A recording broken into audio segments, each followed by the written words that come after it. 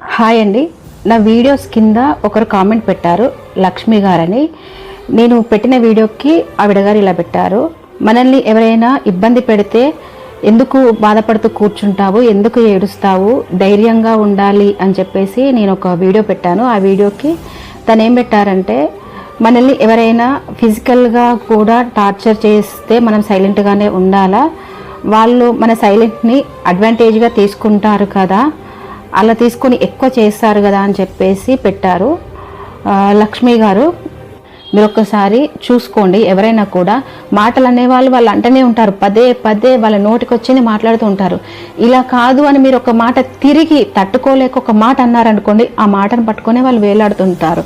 ఎందుకంటే గొడవ పెట్టుకునే వాళ్ళ నైజం ఎలా ఉంటుంది అంటే, వాళ్ళు కంటిన్యూస్గా ఎదుటి వాళ్ళని ఏదో ఒకటి అంటూనే ఉంటారు. వాళ్ళు ఆడ కానీ మొగ కానీ, అది భార్యాభర్తల బంధం కానీ ఏ రిలేషన్ అయినా కానీ, వాళ్ళ మనస్తత్వం అనేది అలా ఉంటుంది.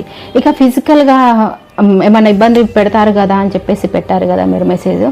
ఫిజికల్గా ఇబ్బంది అనేది వాళ్ళు ఫస్ట్ అయితే మిమ్మల్ని మాటలతో ట్రిగర్ చేస్తారు. మీరు తిరిగి ఒక మాట, మీరు వాళ్ళు అన్న మాట భరించలేక ఒక మాట అన్నారనుకోండి, అది ట్రిగర్ చేసుకోవడానికి మాత్రమే మిమ్మల్ని ఫిజికల్గా హెరాస్మెంట్ చేస్తారు. అలా కాకుండా వాళ్ళు, మీరు ఒక మాట మీ నోటి నుండి రాకుండా మిమ్మల్ని ఫిజికల్గా ఏమన్నా ఇబ్బంది పెడుతున్నారు అంటే, మీరు మీ పెద్దవాళ్ళు కానీ లేకపోతే ఫర్దర్గా స్టెప్ తీసుకోవడమే చాలా బెటర్ నాకు అనిపిస్తుంది. ఇంకొకటి, ఎదుటి వాళ్ళు మిమ్మల్ని మాటలతో బాధ పెడుతున్నారు అంటే ఇంకొక విషయం మీరు గుర్తుపెట్టుకోవాల్సింది ఏంటంటే, వాళ్ళకి తెలిసి మాత్రమే అంటున్నారు.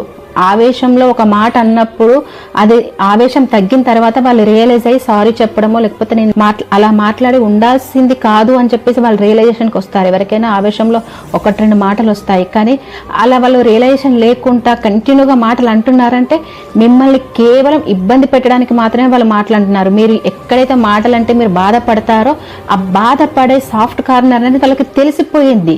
మీ వీక్నెస్ అనేది తెలిసిపోయి వాళ్ళు మాటలు అంటున్నారు. ఇది మాత్రం గుర్తుపెట్టుకోండి.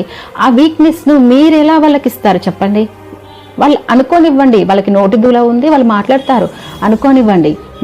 మీరేదో వాళ్ళ మాటలు అంటున్నారు, మీరు పడుతున్నంత మాత్రాన మీరేం తగ్గున్నట్టు కాదు. ఇది నా ఒపీనియన్ అండి. మీరేమనుకుంటున్నారనేది కింద కామెంట్ బాక్స్లో కామెంట్ చేయండి.